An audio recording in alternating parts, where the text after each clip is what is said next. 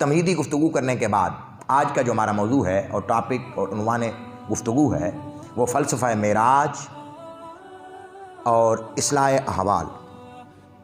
آپ یوں تو ہر سال مجھ سے بھی اور علماء سے بھی کثرت کے ساتھ واقعہ معراج سنتے رہتے ہیں، کچھ میں نے بھی آپ کو خدمت میں عرض کر دیا ہے، مگر واقعہ معراج کے کچھ روحانی پہلو ہیں۔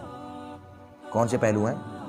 روحانی، جو روح سے متعلقہ ہیں، ہمارے اندر سے متعلقہ ہیں، ہمارے قلب و باطن سے متعلقہ ہیں۔ پہلی بات تو یہ طے شدہ ہے کہ رب جلال نے اپنے محبوب پاک صاحب لولاق صلی اللہ علیہ وآلہ وسلم کو آسمانوں کا معراج کرایا، بلندیوں تک لے گیا۔ اور اگر کوئی کسی مسلمان کی طبیعت تسلیم نہیں کرتی تو وہ کم از کم یہ تو سوچے کہ اگر حضور کا روحانی معراج ہوتا تو کافر انکار کرتے نہ کرتے نا۔ خواب میں کوئی بات اب آپ کہہ دیتے ہیں، غلطی ہے، مغالطہ ہے، نہ جانے کہاں پہنچا ہوتا ہے، نہیں پہنچا ہوتا۔ خواب میں تو بندہ کہاں سے کہاں پہنچ جاتا ہے، بلیے نہیں جاتا، تو اس کا کوئی انکار کرتا ہے بھلا؟ کوئی عقل والا، عقل مند آدمی اس کا انکار بولیے کر سکتا ہے؟ نہیں۔ تو اس کا یہ بات ذہن نشین ہونی چاہیے کہ حضور کا معراج نہ صرف روحانی تھا بلکہ حضور کا جسمانی معراج تھا۔ حضور اپنے جسد پاک کے ساتھ تشریف لے گئے، اور مزے کی بات، بڑی خاص بات کہ حضور جب مسجد اقصیٰ میں کھڑے ہیں، حضور اپنے ظاہری جسم کے ساتھ کھڑے ہیں، حضور اپنے ظاہری جسم کے ساتھ، اور انبیاء اپنی روحوں کے ساتھ کھڑے ہیں۔ یہ بات بڑی نئی ہے، آج کی گفتگو کا ایک خلاصہ ہے۔ باقی انبیاء ظاہری طور پہ پردہ فرما چکے تھے، حضور تو زندہ تھے، ابھی حضور کا وصال بولی ہوا تھا، وصال سے پہلے تو باقی نبی آئے۔ اس کی دو جہتیں ہیں، ایک تو یہ ہے کہ یا تو نبی جسم مثالی کے ساتھ آئے، اور وہ حق ہے جسم مثالی کے ساتھ تشریف لانا، یا پھر انبیاء کی ارواح آئیں۔ یہ دونوں باتیں ہیں۔ وہ مسجد اقصیٰ میں جو انبیاء تشریف لائے، یا تو انبیاء کے اجسام مثالی تھے یا پھر انبیاء کی ارواح آئی تھی، بولیے نبیوں کی ارواح آئی تھی۔ دونوں صورتیں حق ہے، مگر یاد رکھیے اگر وہ جسم و مثالی ہو یا روح ہو تو امام حضور ہیں، اور حضور کا جسم بھی انبیاء کی روحوں سے اعلیٰ ہے۔ آپ سمجھ گئے نا بات؟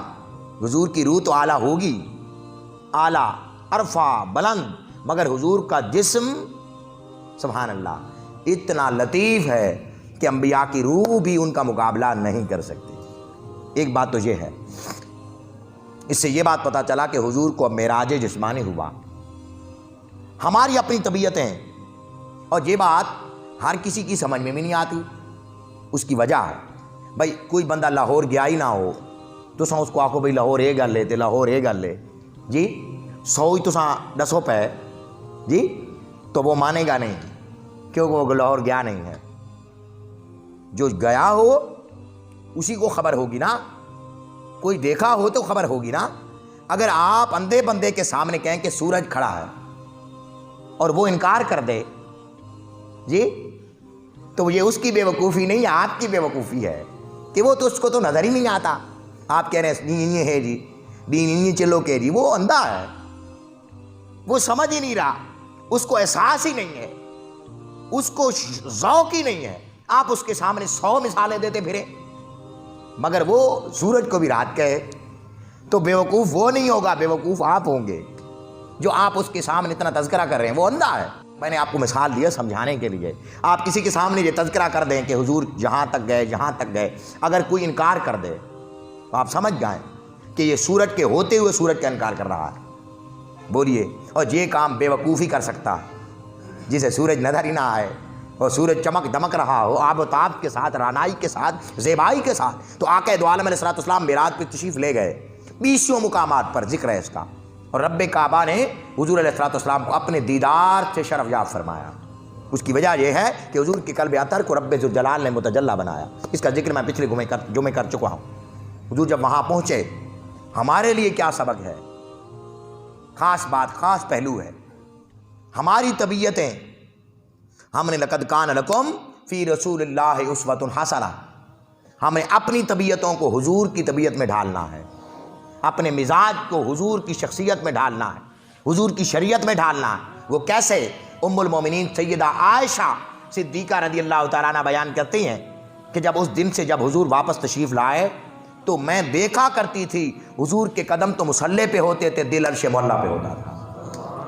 اس دن سے میں دیکھا کرتی تھی حضور کے قدم تو مصلی پہ ہوتے تھے مگر دل عرش معلیٰ پہ ہوتا تھا، عرش معلیٰ پر، بلندیوں پر ہوتا تھا۔ اور وہ ایسی جگہ ہے جہاں سے کوئی واپس نہیں آتا، دل ہی نہیں کرتا واپس آنے کو، مگر حضور امت کے لیے واپس تشریف لے آئے، امت کے لیے حضور واپس تشریف لے آئے۔ کوئی اعلیٰ درجے کا مکان میں چلا جائے، شفٹ ہو جائے، وہ کچے جھونپڑے کو کیا ترجیح دے گا؟ نہیں، مگر حضور وہاں سے واپس تشریف لے آئے فقط امت کے لیے۔ ایک بات حضرت عائشہ فرماتی ہیں، شعبان کا مہینہ ہے، یہ شعبان کا مہینہ ہے جسے ہم رسول اللہ مہینہ کہتے ہیں، یہ حضور نے فرمایا شعبان شہری، شعبان میرا مہینہ ہے۔ اسی مہینے کی 15 تاریخ کو ایک رات آتی ہے جس کو شب برات کہتے ہیں۔ کیا رات کہتے ہیں؟ جس کو شب رات کہہ دیتے ہیں، عام طور پہ یہ لفظ ہے شب برات، شب رات بھی کہہ دیتے ہیں، مویا جینا عید بھی کہہ دیتے ہیں، مختلف نام ہے اس کے۔ وہ اس کی پہلو کی طرف میں اگلے جمعے پر توجہ دلاؤں گا آپ کی، مگر یہ خاص بات بتانا چاہتا ہوں کہ اسی شعبان المعظم میں آپ عام طور پہ آیت پڑھتے سنتے ہیں، ہر علماء، ہر محدث، ہر بزرگ، ہر شیخ یہ آیت اپنے خطبے میں تلاوت کرتے ہیں۔ کون سی؟ سورہ احزاب کی آیت نمبر 56، وہ ہے ان اللہ و ملائکتہ یصلون علی النبی یا ایھا الذین آمنوا صلوا علیہ وسلموا۔ یہ آیت شعبان کی 15ویں رات کو اتری، یہ آیت شعبان کی 15ویں رات کو اتری۔ اور دوسری بات، جس قبلے کی طرف آپ کا منہ ہے اس کو کہتے ہیں بیت اللہ، کعبۃ اللہ، مسجد حرام، اور جدھر میرا منہ ہے اس قبلہ کو کہتے ہیں بیت المقدس، بالکل سامنے مشرق کی طرف ہے، اس کو مسجد اقصیٰ کہتے ہیں۔ مسلمان جب آپ حضور صلی اللہ علیہ وسلم تشریف لے آئے اور نماز مسلمانوں پر فرض ہو گئی، جی نماز اللہ نے 5 نمازیں دیں، پہلے 50 کہا، موسیٰ علیہ السلام راستے پہ کھڑے تھے 6ٹھے آسمان پہ، بات چیت ہوئی، حضور سے پوچھا کہ مصطفیٰ صلی اللہ علیہ وسلم اللہ نے تحفہ کیا دیا ہے، اور یاد رکھیں موسیٰ علیہ السلام نے ہمارا مسئلہ ہی حل کیا ہے۔ موسیٰ علیہ السلام کو آپ دعائیں دیں، ورنہ تو 50 پڑھوا، یہ دعا کہیں کرے ہو حضرت موسیٰ علیہ السلام کو، کیوں جی چاچا فتح محمد، یہ دعائیں موسیٰ علیہ السلام کرے ہو، اگر جو 50 ہونا تو سارا کے بنیا جی۔ تو حضرت موسیٰ علیہ السلام راستے میں 6ٹھے آسمان پہ کھڑے ہیں، سونا کتنی نمازیں ملی ہیں؟ کیا 50؟ کہتے ہیں تیری امت 50 نہیں پڑھ سکنی، بلو تے کوئی معاف کراؤ۔ وہ واپس گئے، حضور 5 معاف ہو گئیں، واپس تشریف لے آئے 45، کہتے ہیں نہیں اجی کام زیادہ ہی ہو رہی ونیو، کیا جاتے رہے آتے رہے جاتے رہے جاتے رہے آتے رہے، 9 چکر مکمل کر لیے۔ کتنے چکر؟ 9 چکر، 45 معاف ہو گئیں اور 5 رہ گئیں۔ ویسے سارا خیال ہے ایک چکر ہو رہی مارا ہونے، کیوں جی؟ جی یہ حالت ساری ہے خالی ٹکرا مارو والی، کیوں جی؟ حاضری لے نا جی، یس سر میں حاضر ہوں، بس میں اکثر خطابہ زیادہ رہتا کہ بھائی سارا تک خیال ہے بھائی ایک چکر ہو رہی مارا ہونے، یہ کھاتا ہی مکہ ہو گیا، کیوں؟ سمجھ گئے نا بات؟ ہم 5 نمازیں بھی نہیں پوری پڑھتے، وہ بھی بس یہ ہے کہ بس وقت پاس کرنا ہے۔ اگلی بات اللہ پاک نے فرمایا یہ پیکج ہوگا مصطفیٰ تیری امت کے لیے، کیا پڑھیں گے 5 50 ثواب 50 کا پائیں گے، پڑھیں گے 5 ثواب 50 کا پائیں گے۔ اور اگلی بات، جب حضور علیہ السلام مصلی پہ کھڑے ہوتے، جب سجدے میں جاتے، اب 15 شعبان کی میں بات کر رہا تھا، 15 شعبان کو ایک تو بات یہ طے ہو گئی کہ سورہ آیت درود اتری۔ کون سی آیت اتری؟ آیت درود۔